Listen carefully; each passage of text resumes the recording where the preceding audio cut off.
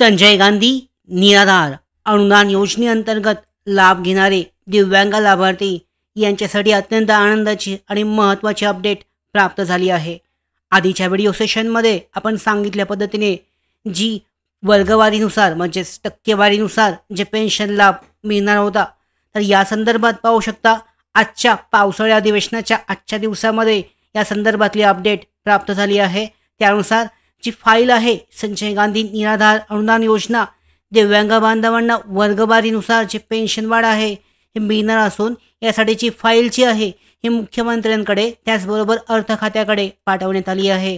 आणि यावरती शिक्कामोर्तब होऊन येत्या 5 दिवसामध्ये म्हणजे पावसाळी अधिवेशनाची शेवटची तारीख 18 जुलै असणार आहे. तर 18 जुलैपूर्वी ही जी घोषणा आहे ही अधिवेशनामध्ये केली जाणार आहे. तर पाहू शकता या अगोदर 3 जुलैला माननीय बच्चू कडू त्याचबरोबर पाहू शकता जी बैठक घेण्यात आली होती दिव्यांग मंत्रालयाअंतर्गत, यामध्ये महसूल खात्याचे मंत्रीसुद्धा यामध्ये चंद्रशेखर बावनकुळे माननीय हे सुद्धा त्या ठिकाणी हजर होते. आणि त्यांच्या बैठकीमध्ये हा निर्णय पाहू शकता या संदर्भात त्यांच्या मागण्या ज्या आहेत दिव्यांग बांधवांच्या या 20 मागण्या होत्या विविध या ठिकाणी त्यामध्ये ठेवण्यात आल्या होत्या. आणि या मागण्यांबाबत सरकार सकारात्मक आहे असं त्या ठिकाणी त्यावेळेला सांगण्यात आलं होतं. आणि निर्णय जो आहे हा लवकरच घेतला जाईल असं सुद्धा सांगण्यात आलं होतं. तर आजच्या अधिवेशनामध्ये सुद्धा याबद्दलचे अपडेट आपल्याला प्राप्त झाले आणि त्यानुसार या सगळ्या मागण्या मान्य होणार आहेत. पाहू शकता 18 तारखेपर्यंत याची घोषणा होणार असून आजचं जे अधिवेशन झालं त्या अधिवेशनामध्ये प्रवीण दरेकर भारतीय जनता पार्टीचे जे आमदार आहेत त्यांनी एक अतिशय महत्त्वाचा मुद्दा जो आहे हा मांडलेला आहे. आणि महत्त्वाच्या मुद्द्यावरती जे दिव्यांग मंत्री आहेत अतुल सावे यांनी सुद्धा अतिशय चांगल्या पद्धतीने उत्तर दिलं आहे. त्यांनी जे म्हटलं आहे ते आपण जसंच्या जसं पुढील प्रमाणे पाहूयात तोडीमध्ये. तर दिव्यांगांच्या 6,000 मानधन देण्यात यावे, यामध्ये जी मागणी आहे सगळ्यात पहिली दिव्यांगांना 6,000 प्रतिमा मानधन जे आहे पेन्शन देण्यात यावी. यामध्ये त्यांनी पाहू शकता या पद्धतीने आजच्या अधिवेशनामध्ये या सगळ्या ज्या बाबी आहेत ह्या मांडण्यात आल्या होत्या. आपण डिटेलमध्ये पाहणार आहोत की त्यांनी काय म्हटलं होतं. पाहू शकता या पद्धतीने जी फाईल आहे ही फाईल पुढे मुख्यमंत्री आणि अर्थ खात्याकडे पाठवण्यात आली आहे. निर्णय अर्थ खातं त्याचबरोबर पुढचे जे निर्णय आहेत हे येत्या 5 दिवसामध्ये पटकन लवकरात लवकर घेतले जाणार आहेत. तर यामध्ये काय म्हटलंय त्यांनी पाहू शकता 6,000 मानधन दिव्यांगांना देण्यात यावे. त्याचबरोबर इतर 20 मागण्या आहेत. लाभार्थ्यांच्या बँक खात्यात 5 तारखेच्या आत म्हणजे प्रत्येक जो पेन्शनचा हप्ता आहे दर महिना प्रत्येक महिन्याच्या 5 तारखेला त्यांच्या बँक खात्यामध्ये जमा करावा. त्याचबरोबर दिव्यांग विभाग कार्यवाही करणार होती, याबद्दल पाहू शकता काय कार्यवाही झाली. स्वतंत्र घरकुल योजनेसंदर्भात सुद्धा मागणी करण्यात आली होती दिव्यांग बांधवांसाठीची.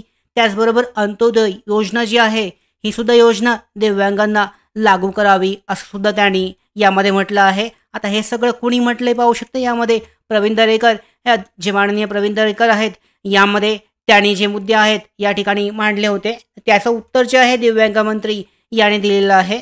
तर यामध्ये पाहू शकता अन्न पुरवठा नागरी विभागाची जी जबाबदारी होती दिव्यांगांचं कर्जमाफी हा सुद्धा मागणी होती. दिव्यांगांची कर्जमाफी संदर्भात दिव्यांग भवन संदर्भात सुद्धा एक मागणी करण्यात आली होती. सगळ्यात महत्त्वाचं म्हणजे स्वयंरोजगार, दिव्यांगांना स्वयंरोजगारासाठी स्टॉल देण्यासंदर्भात पण धोरण करावं आणि हे नगरविकास आणि ग्रामविकासाकडे ही मागणी करण्यात आली होती.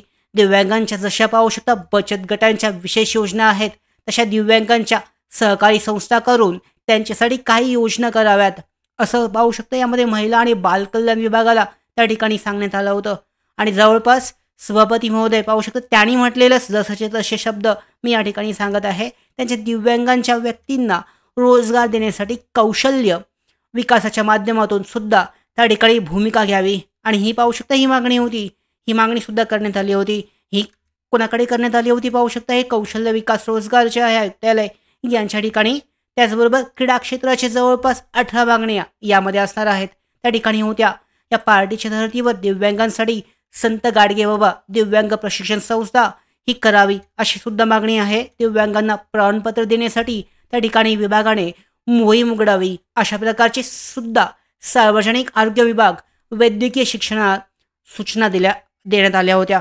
पाहू शकता मला वाटतं यामध्ये त्यांनी सांगितलेलं आहे पुढे की सर्व कागदपत्र एका छत्राखाली देणं, दिव्यांगांच्या वेगवेगळ्या ठिकाणच्या तालुका स्तरावरच्या कमिट्यांवर नेमणूक करणं यामध्ये सुद्धा त्याची मागणी आहे. अशा 20 मागण्या राज्याचे मुख्यमंत्री देवेंद्र फडणवीस साहेबांच्या बैठकीत विभागांना आदेश देऊन त्या ठिकाणी 2-4 मागण्या ज्या आहेत पाहू शकता सुद्धा पुढे गेल्याचं दिसत नाहीये. म्हणजे या मागण्या मान्य झाल्या नाहीयेत. तर मुख्यमंत्र्यांची इच्छा पाहू शकता ते दिव्यांग प्रति जे आहे त्या ठिकाणी अनेक सवलती दिल्यात, घोषणा केल्यात आणि त्या विभागाने जर अंमलबजावणी केली नाही तर पाहू शकतात तर त्या ठिकाणी झालेल्या बैठकीच्या केलेल्या घोषणेचा त्या ठिकाणी दुष्परिणाम होतो आणि सरकारचं नाव खराब होतं असं त्यांनी पूर्णपणे म्हटलेलं आहे. आणि याचं उत्तर जे दिव्यांग कल्याण मंत्री आहेत त्यांनी सुद्धा दिलेलं आहे. पुढच्या व्हिडिओमध्ये आपण डिटेलमध्ये त्यांनी काय उत्तर दिलेलं आहे हे सुद्धा पाहणार आहोत. तर या संदर्भात आत्ताची जी सगळ्यात महत्त्वाची बातमी, सगळ्यात महत्त्वाची अपडेट आहे की अनुदान वाढीचा प्रस्ताव जो आहे मुख्यमंत्री आणि अर्थ खात्याकडे अंतिम निर्णयासाठी पाठवण्यात आला आहे. आणि येत्या 5 दिवसामध्ये 18 जुलै शेवटची तारीख आहे पावसाळी अधिवेशनाची. तर 18 जुलैपूर्वी हा जो अंतिम निर्णय आहे दिव्यांग मंत्रालयाच्या माध्यमातून राज्य सरकारकडून हा जाहीर केला जाईल आणि टक्केवारीनुसार, वर्गवारीनुसार हा निर्णय घेतला जाऊ शकतो अशी शक्यता आहे. आता एक्झॅक्टली काय निर्णय येईल हे आपल्याला लवकरच कळणार आहे. 18 जुलै म्हणजे पुढचा जो हप्ता आहे, पुढचा आठवडा हा शेवटचा असणार आहे आणि त्यावेळेलाच आपल्याला या संदर्भात डिटेलमध्ये जी माहिती आहे घोषणा केली जाणार आहे, घोषणा केली जाऊ शकते.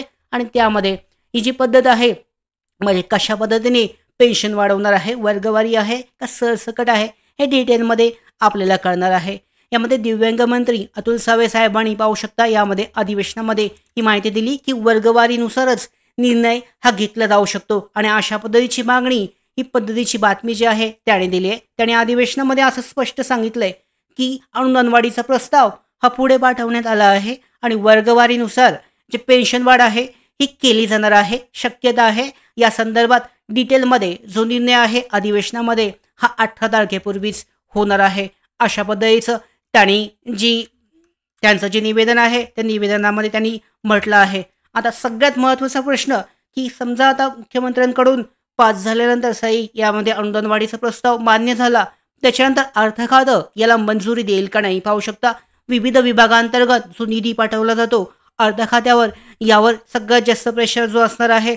त्यामुळे अर्थ खातं मंजुरी देते का नाही हा सुद्धा एक महत्त्वाचा प्रश्न असणार आहे.